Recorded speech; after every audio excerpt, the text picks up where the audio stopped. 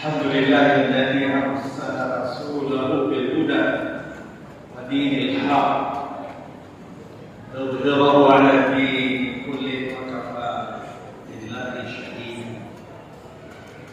Asyhadu an la ilaha illallah wahdahu la syarika lah wa asyhadu anna Muhammadan 'abduhu wa rasuluh la nabiyya ba'dahu.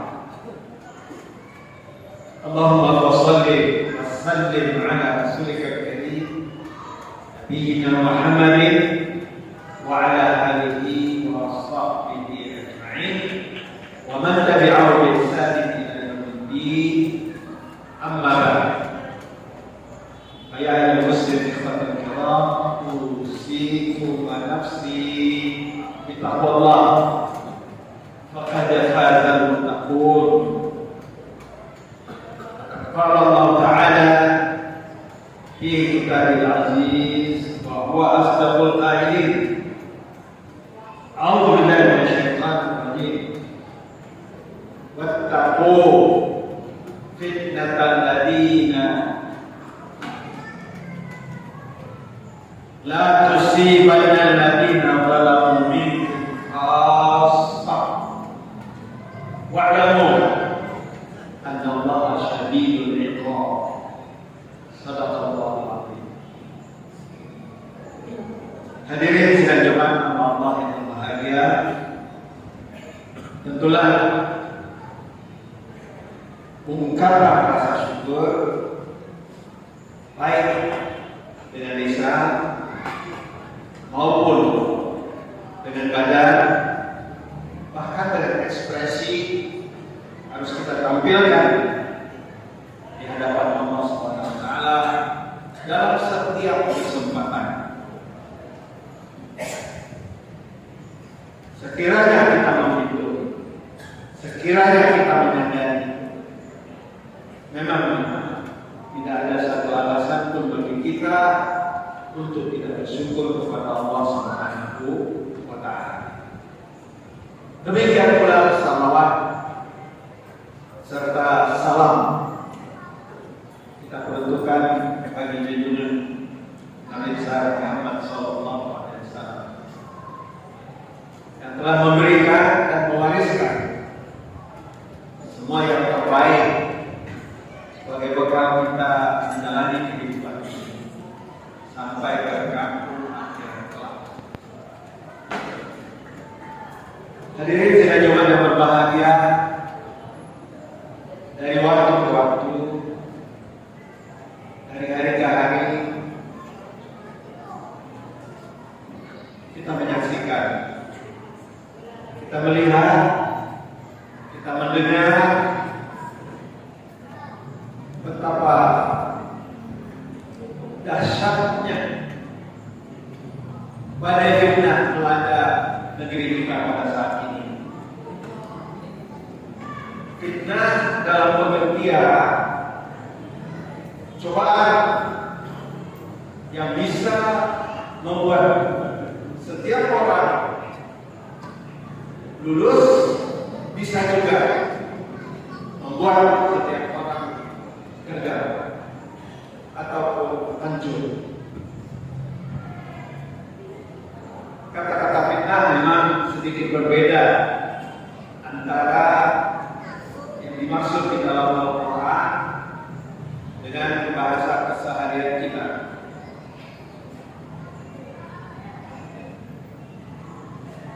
Nabi Daud mengalami fitnah juga di dalam kenabiannya. Nabi Adam juga mengalami fitnah dalam kehidupannya di surga. Begitu juga Nabi Muhammad SAW menghadapi rangkaian fitnah. Namun beliau itu hamba-hamba Allah yang tangguh, yang telah memberikan contoh dan keteladanan kepada kita bagaimana kita keluar daripada fitnah. Kali ini barangkali kita simak seperti apa dan bagaimana kita keluar dari kondisi yang mencekam tersebut. Di antaranya sejumlah nasihat atau pesan Rasulullah SAW. Ini harus kita waspadai. Ada 5 tanda-tanda sebuah negara yang muncul. Di antaranya negara itu mengandalkan pajak yang membebani dan menghimpit kehidupan rakyatnya.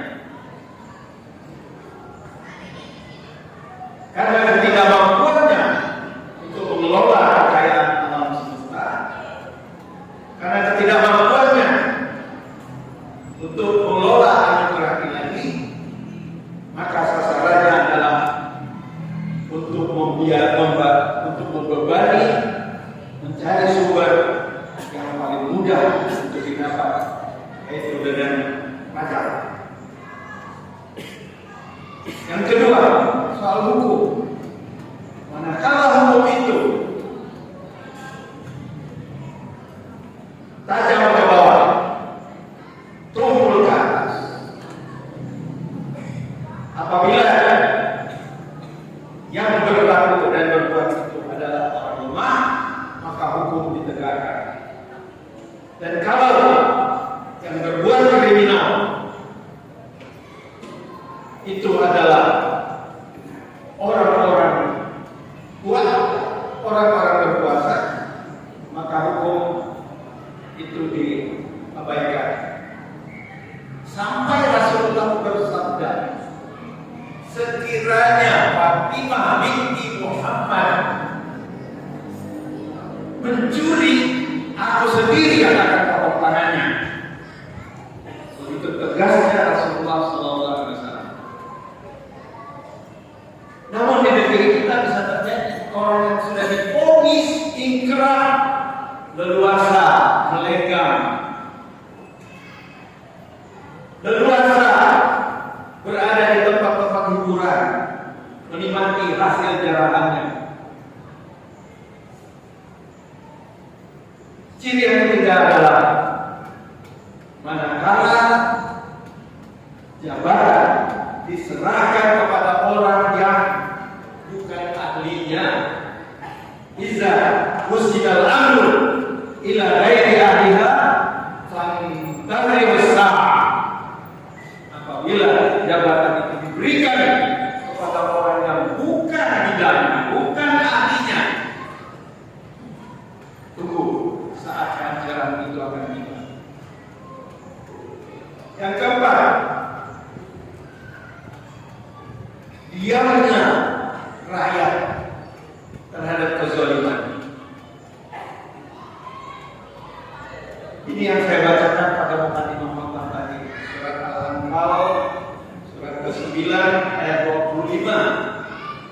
Hati-hati, suatu fitnah yang tidak hanya ditimpakan kepada mereka yang berbuat saja, tetapi yang diam pun akan terkena juga.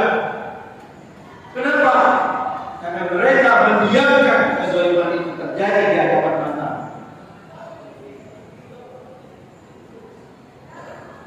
Yang kelima, ketimpangan sosial sangat tajam. Perbedaan antara orang yang sejahtera dan orang yang miskin sangat jauh sekali. Jurangnya menanam. Ciri-cirinya adalah kekayaan itu hanya beredar di kalangan tertentu.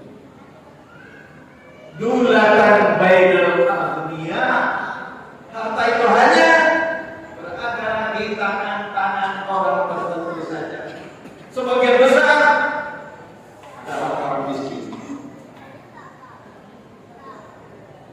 Terhadap pemikiran ini, adalah yang tahu apakah negeri kita sudah berada pada kondisi yang seperti ini atau tidak.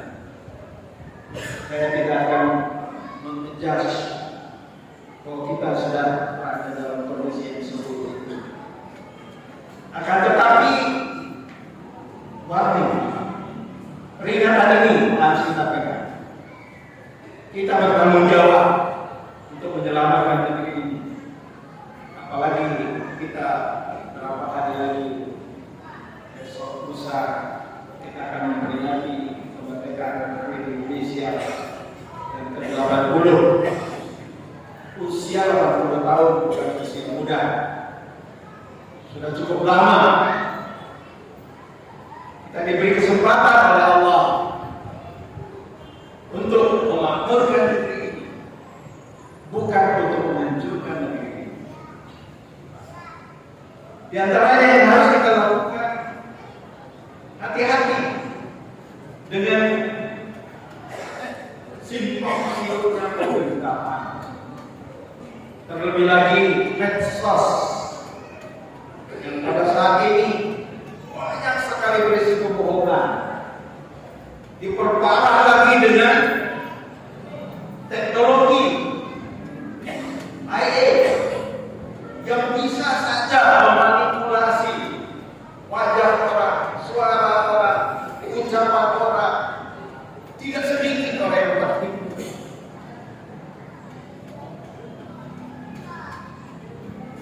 Allah sudah perlihatkan dalam surat Al-Hujurat, di mana hati-hati terhadap berita-berita bohong, terhadap hoax, terhadap upaya orang untuk mempengaruhi audiens agar mereka mendapatkan keuntungan yang besar. Maka lahirlah para buzzer yang dibayar khusus untuk kepentingan orang tertentu, sehingga bisa terjadi jungkir balik, yang hitam dibilang putih, yang putih dibilang hitam, yang benar dibilang salah, yang salah dibilang benar. Ini sudah menjadi tren sekarang ini, membayar buzzer-buzzer. Mending kalau dibayar oleh kantongnya sendiri, diperoleh lewat korupsi. Uang rakyat, uang pajak dipakai untuk membayar buzzer. Buzzer itu adalah orang yang membela orang yang membayar. Salah atau benar tidak persoalan. Yang penting dia memperoleh manfaat dari pekerjaannya itu. Pekerjaan yang paling buruk, yang paling najis, inilah pekerjaan terburuk yang dilakukan oleh sejumlah oknum.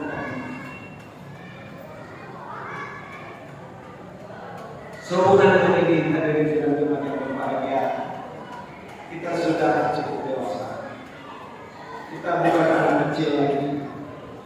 Kita bukan dalam pertumbuhan. 80 tahun kita sudah merdeka. Kita sudah belajar dari perjalanan waktu yang panjang. Kita adalah sebuah bangsa yang merdeka karena perjuangan. Sekali lagi, karena perjuangan melawan penjajah. Menurut penjelasan Profesor Mahfud MD, hanya satu-satunya negara yang berhasil merdeka bukan karena hadiah, tetapi karena perjuangan. Artinya kita adalah bangsa pejuang. Kita mampu untuk melawan kezaliman. Kita mampu melawan penjajah, walaupun hanya dengan bambu runcing. Tapi jika kita dinilai oleh Allah sebagai sikap yang tegas dalam menyikapi kondisi yang terburuk sekalipun. Hati-hati dengan statement-statement mulut manis, janji-janji kosong, isapan jempol, antara apa yang dikatakan dengan apa yang diperbuat sering sekali berlawanan, bukan hanya tidak sejalan, tetapi bertentangan. Dia bilang A, tapi yang dilakukan B. Dia bilang ini, tetapi yang sebenarnya adalah itu. Jangan sering kita tertipu oleh mulut-mulut manis. Lihat track recordnya, lihat siapa orangnya, lihat kesananya, lihat seperti apa hubungannya dengan Allah.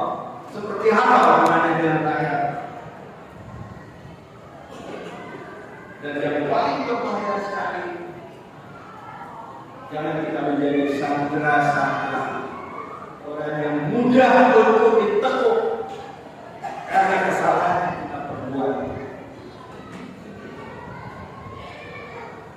Salah satu penyebab orang tersandera dan mudah dipergunakan oleh orang yang tersandera adalah karena kita suka menggunakan rumus. Sekarang zamannya begini, kita nggak bisa jujur-jujur aja. Kalau kita jujur-jujur aja kita digilas. Kalau kita jujur-jujur aja malah kita yang dibilang gila.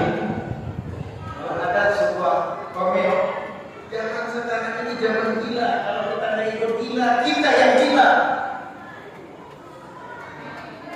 Bukan. Nabi sudah mengatakan, jadilah Anda sebagai orang yang gharib, yang mana adalah ghuraba. Siapa itu orang yang gharib? Alladzina asbahu inda fasadin nas. Mereka yang menyelamatkan diri di tengah-tengah kezaliman orang-orang lain. Biarlah mereka yang berbuat gharib, tapi saya tidak. Biarlah dia korupsi, tapi saya tidak. Biarlah dia mencuri, tapi aku tidak. Biarlah dia berbohong, tapi aku tidak berbohong. Insyaallah, kalau ini kita terangkan, selamat, negara kita bisa selamat, bangsa kita bisa selamat, dan kita pun bisa selamat. Barakallahu fiikum Quran azim, wa nafa'ani wa iyyakum bima fihi min al-ayati wa dzikril hakim, wa taqabbal minni wa minkum tilawatahu innahu huwal ghafurur rahim. Allahumma shalli ala sayyidina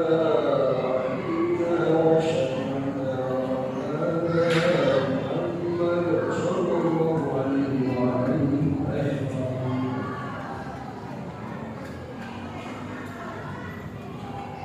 Alhamdulillah alladzi amarna bil ittihad wal i'tisam bihablillahi al-matin. Asyhadu an la ilaha illallah wahdahu la syarika lah. Asyhadu anna Muhammadan abduhu wa rasuluh. Allahumma shalli wa sallim ala rasulil karim nabiyina Muhammadin wa ala alihi wa sahbihi. Wa ba'd.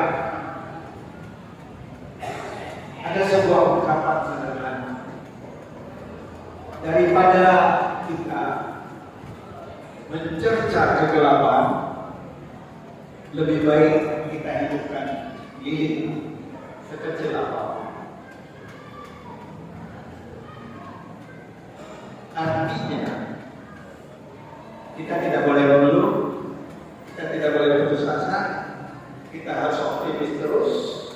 Apapun yang terjadi, namun kita tetap berbuat yang terbaik. Ini khutbah Rasulullah SAW ketika membangun Madinah pertama kali beliau datang. Apa kata beliau?